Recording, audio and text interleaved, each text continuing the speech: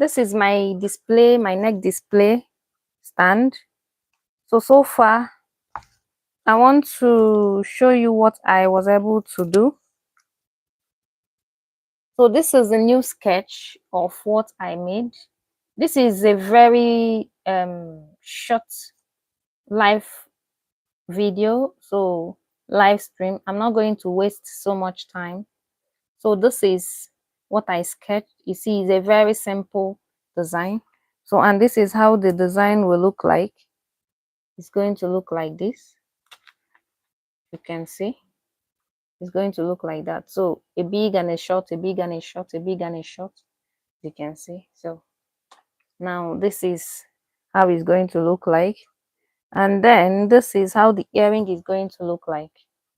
If you can, yes, that's how the earring is going to look like.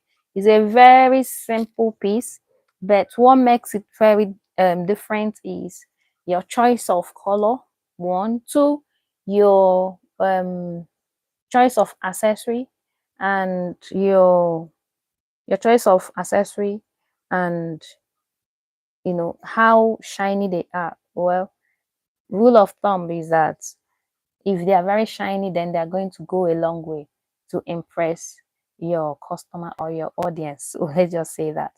So far, this is the bracelet. I made the bracelet. As you can see in this bracelet, although the bracelet on its own is very chic and fine, but I needed to add some, droppings to a sort of a wow factor. So so that is it. In fact, this video is not doing justice to this because it is really fine. So this is it. So once you are working on this project, have it in mind what you want to do and all that. I'm going to address few issues here. Once you are done with a project like this, your attention matters. What does that mean? Like when you are working on a big project, you must not let the thread to be too tight. That is what I mean by making the tension very tight. You must not let it to be too tight. If it's too tight, it's going to be bent like this. It will reorient the way you are working. That is one. Two, you must you must balance your work. Work with a bead tray or work on a table. If you are working by hand, the likelihood that the bead will take shape of how your hand is going is very, very high there. So that is about this. So you notice because of it, that is why it took an awkward shape. It is not very straight until I straighten it with my hand. So that is that. Then now, so another thing I want to let you know is that once you are done with your project, once you are done, you are not very sure of the materials you got, especially vendors you are buying things on. You're not very, very sure. So I always have to play safe. So what I do is I have an anti-tarnish that I use that to coat on it so that it doesn't tarnish, because I cannot imagine working myself out to get something like this and at the end of the day it will just tarnish. So I am not even going to imagine that. So that is that. So once I'm done with my work, part of my finishing is to coat it with an anti-tarnish. So whether it is real gold or not, I don't want to know. I need to coat it with that to play safe. So that enables me to be on the safer side. Then then also make sure that the anti-tarnish that you're going to use is not toxic and all that. So now this is the earring. The earring, I told you my wow factor is also a crystal, something that is shiny. The shinier the better, the merrier it is. So I want to see if I can set it up on my display stand, set it up, and then I would show you. So this is my earrings. I told you I'm done with my this, and then this is my necklace, and I am still yet to be done with this is my bracelet rather.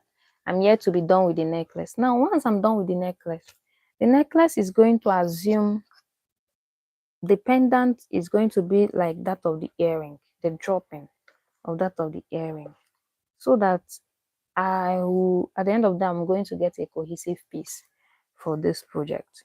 So, as I told you, it's going to be a very brief live video because it's an impromptu one. I just wanted to tell you what I'm working on real time so that you understand how I am, what I am, how the process is taking place. Now, I told you the first thing first is to sketch your outline. As I sketched one here, so you sketch a very simple outline.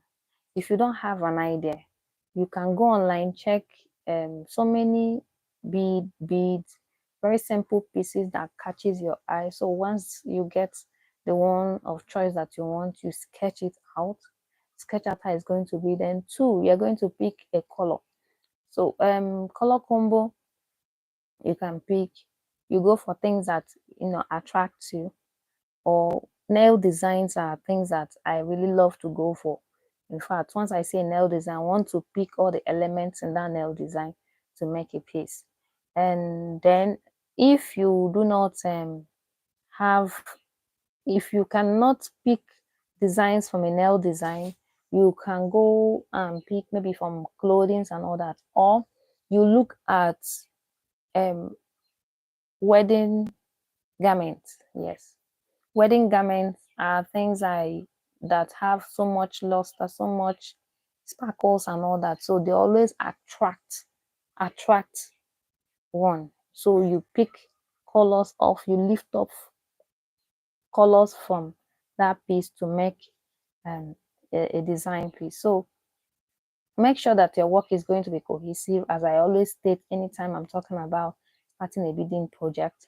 So your earring must be cohesive with your necklace. And if you're going to do a pendant, it will be safer to use the same style of earring for the same pendant.